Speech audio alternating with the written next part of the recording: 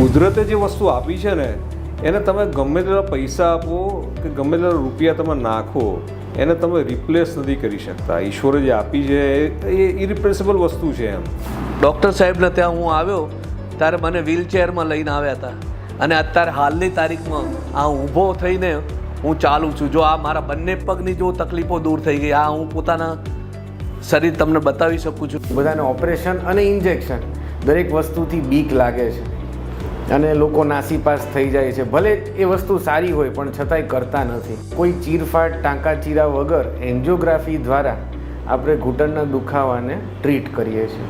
Surgery એ surgery નથી, just એક નાની પ્રોસિજર છે. એક 45 મિનિટ્સની જે કરાવ્યા બાદ હું જાતે ચાલીને ગઈ છું, જેમાં કોઈ મારા પગ ઉપર મને કોઈ સ્ટિચીસ નથી આવ્યા કે મને કંઈ જ તકલીફ નથી થઈ.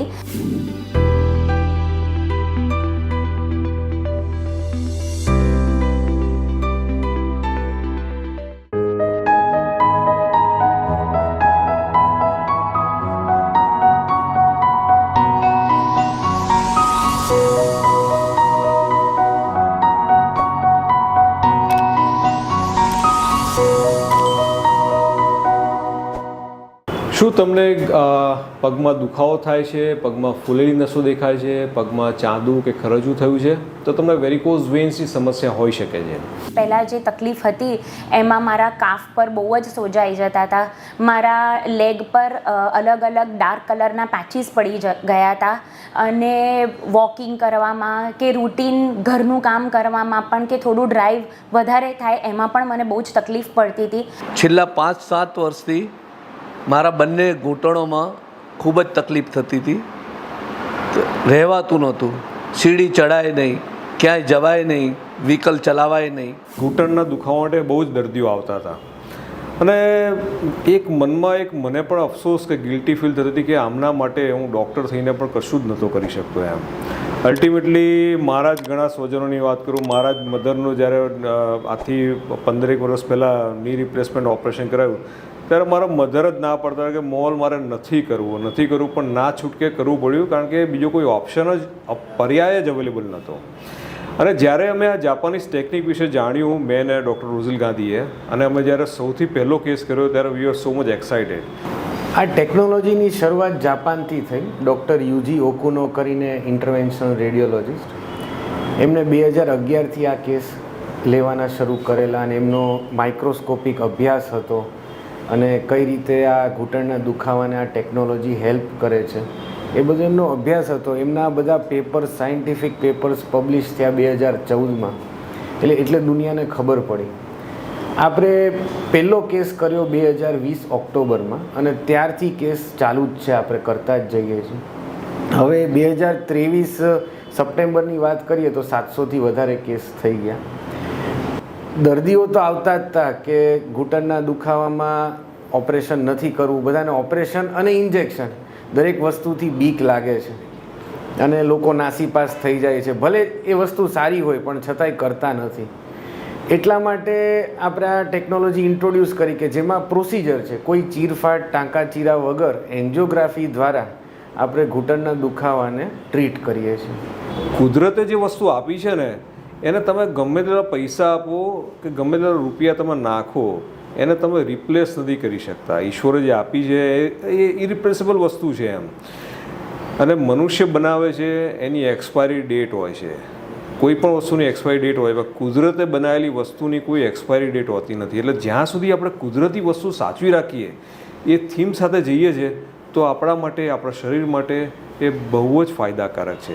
અને જ્યારે અમે આ જેનિક્યુલર આર્ટરી એમ્બોલાઇઝેશન જે જાપાનીઝ ટેકનિક વિશે સાંભળ્યું અને એનો ડિટેલમાં અભ્યાસ કર્યો ત્યારે આ વસ્તુ અમે જાણી કે કુદરતી જે વસ્તુ છે, જે ઈશ્વરે આપી છે એને આપણે સાચવી રાખી શકીએ છીએ. અને ખાલી દુખાવો દૂર કરી દો તો સાંધો તો સરસ છે અને એને આપણે લાંબા સમય સુધી સાચવી રાખી શકીએ. કોઈ પણ સ્વજન કે માણસને નીનો દુખાવો હોય એટલે આપણા હોસ્પિટલ કે ક્લિનિકનો એપોઇન્ટમેન્ટ નંબરથી એપોઇન્ટમેન્ટ સાધીને આવે. આપણે પેશન્ટને ઇવેલ્યુએટ કરીએ કે નીમાં કઈ જગ્યાએ દુખાવો છે, ક્યારે દુખાવો છે, એના ક્લિનિકલ પેરામીટર્સ ચેક કરીએ. પછી એક્ઝામિનેશન કર્યા પછી એમનો એક્સરે પડાવવામાં આવે. એક્સરે પરથી નક્કી થાય કે કેટલો એડવાન્સ ઘસારો છે નીનો, સાંધાનો. 4 ટાઈપના ઘસારા હોય એટલે કેટલો એડવાન્સ છે એ નક્કી કરીએ. એમનો દુખાવાની પેટર્ન જોઈએ, એમની રોજિંદી પેટર્ન શું છે એ બધું ચેક કરીએ. અને પછી જો ઘસારો એડવાન્સ ના હોય તો આપણે એમને જેનિક્યુલર આર્ટરી એમ્બોલાઇઝેશન ટ્રીટમેન્ટ ઓફર કરીએ છીએ. એ ટ્રીટમેન્ટ કરતાં પહેલાં એમના રૂટીન બ્લડ ટેસ્ટમાં ચેકઅપ થાય, લોહીના ટકા કેટલા છે, હિમોગ્લોબિન, ઇન્ફેક્શનની માત્રા ક્યાંય શરીરમાં છે કે નહીં, અને ફિઝિશિયન ફિટનેસ થાય કે એમનો ECG ચેક કરવામાં આવે, જે બધું બહુ થોડીક જ વારમાં થઈ જાય છે. ફિટનેસમાં બધું યોગ્ય લાગે, કોઈ બીજા કોઈ તકલીફ રોગ ના હોય,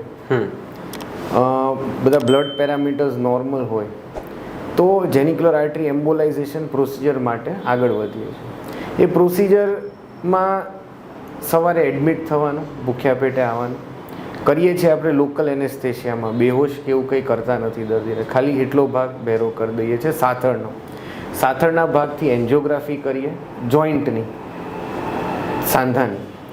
એ એન્જિયોગ્રાફીમાં જ્યાં જ્યાં સોજો દેખાય એ દરેક નસમાં જઈને એ સોજાને બંધ કરી દઈએ છીએ. સ્પેશિયલ એમ્બોલાઇઝેશન પાર્ટિકલ્સ આવે છે એના થકી.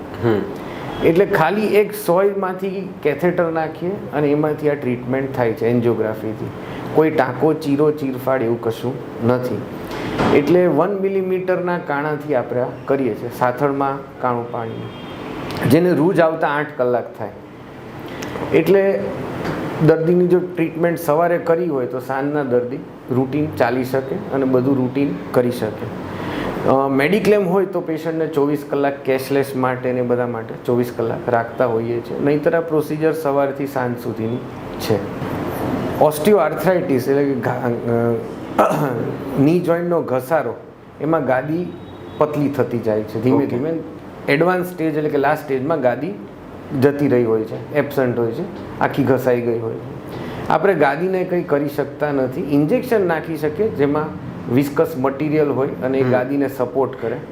આ ટ્રીટમેન્ટ દ્વારા આપણે એ જે સોજો હોય છે કે જે ગાદીને ખાય છે ધીમે ધીમે કરીને, સાઇટોકાઇન સ્ટોર્મ હોય છે, ત્યાં લોકલ જગ્યાએ સાઇટોકાઇન રિલીઝ થતા હોય છે જે આ ગાદીને ખાઈ જાય છે, ડેમેજ કરે છે, એને આપણે સ્ટોપ કરી દઈએ છીએ. એટલે એન્જિયોગ્રાફી દ્વારા સ્પેશિયલ એ જગ્યાએ દવા નાખીને આ પ્રોસેસને સ્ટોપ કરી દેવામાં આવે છે આ પદ્ધતિથી, જેથી કરીને ઘસારો ત્યારે સ્ટોપ થઈ જાય છે. સો મેજર ડિફરન્સમાં એ છે કે તમે જ્યારે ની રિપ્લેસમેન્ટ કરો છો તો ની રિપ્લેસમેન્ટની અંદર જે ઘૂંટણના સાંધા માટે જે 2 બોન છે, ઉપરનું ફીમર અને નીચેનું ટીબિયલ બોન, એ કટ કરી અને એમાં આર્ટિફિશિયલ મેટલની પ્લેટ લગાવીએ છીએ. જ્યારે આની અંદર તમારે કોઈ બોન કટ કરવાનું હોતું નથી, કશું જ કરવાનું હોતું નથી. અને આ જે જેનિક્યુલર આર્ટરી એમ્બોલાઇઝેશન જાપાનીઝ ટેકનિકમાં અમે કોઈ કટ કે ટાંકા આવતા જ નથી, જસ્ટ એક એન્જિયોગ્રાફીથી કરીએ છીએ. અને જે આપણે રોગનું મૂળ કારણ જે છે, વા છે, આર્થરાઇટિસ છે, એ આર્થરાઇટિસની પ્રોસેસ આપણે આ એક એમ્બોલાઇઝેશન પાર્ટિકલ ઇન્જેક્ટ કરીને રોકી દઈએ છીએ. સો દર ઇઝ અ મેઇન ડિફરન્સ કે પેલાની અંદર તમારો જે હાડકા કટ કરીને નવો જોઈન્ટ લગાવવામાં આવે છે, જ્યારે આની અંદર કશું કોઈ કટ ટાંકા કશું નથી આવતું. યોર નેચરલ ની જોઈન્ટ ઇઝ પ્રિઝર્વ અને રોગનું મૂળ કારણ આર્થરાઇટિસને આપણે નાબૂદ કરીએ છીએ. મેં રોઝીલે સૌથી પહેલાં શરૂઆત કરી ઓક્ટોબર 2020માં. અમે સૌથી ફર્સ્ટ કેસ કર્યો ઇન્ડિયાનો.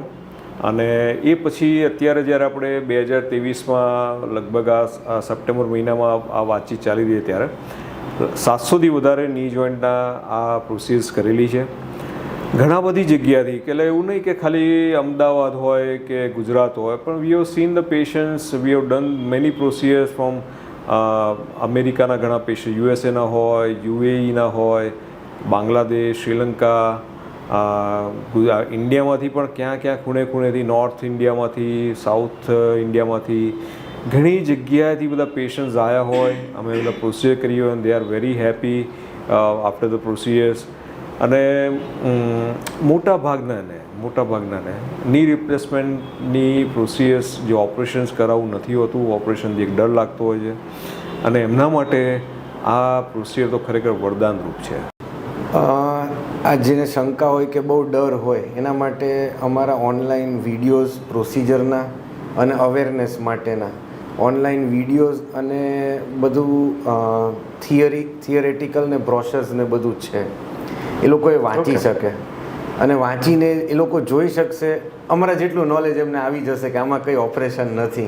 સર્જરી પહેલાં મને જે પગમાં સોજા રહેતા હતા અને જે નસો ફૂલી જતી હતી, જેના લીધે હું કોઈ પણ ડેલી રૂટીનની વસ્તુઓ બી કરવામાં મને રેસ્ટ્રિક્શન્સ હતા, એ બધા મને સર્જરી પછી ઘણા ફરક પડી ગયા.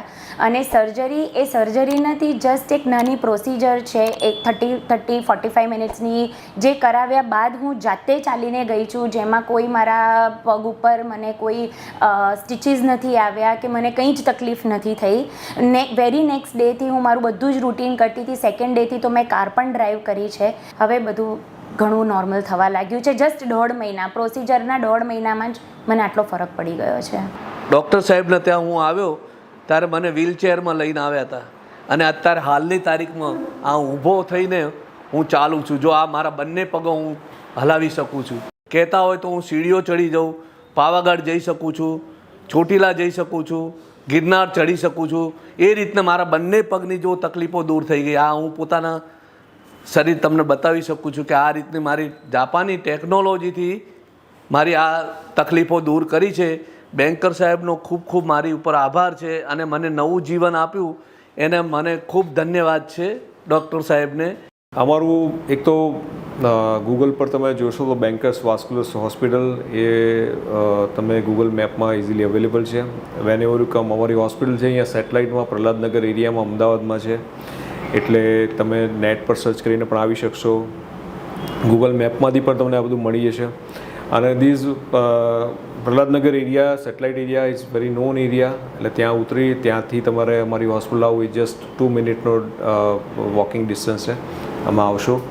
મોટાભાગે અમે પેશન્ટને એવું કહેતા હોઈએ, જ્યારે બહારગામના દર્દી હોય તો સવારે જ્યારે પણ તમે 9-10 વાગે, 11 વાગે, મોટાભાગે રાતે તમે ટ્રાવેલ કરીને એમના ગામથી નીકળ્યા હોય, સવારે અહીંયા અમદાવાદ આવે તો come down to our hospital at morning 8:30, 9:30 બસ આવી જાઓ. અમે જોઈ, એક્ઝામિન કરી, એની જોડે બાકીનો બધું ડિટેલ્સ અમને એક્સપ્લેન કરી, અને સેમ ડે પ્રોસિજર કરવી હોય તો પણ શક્ય છે. થોડા બ્લડના રિપોર્ટ કરાવી અને એ દિવસે પ્રોસિજર કરીને સાંજે જવું હોય તો પરત ફરી શકે છે. જો તમને પણ અમારો આ વિડીયો ગમ્યો હોય તો તેને લાઈક કરજો અને શેર અવશ્ય કરજો.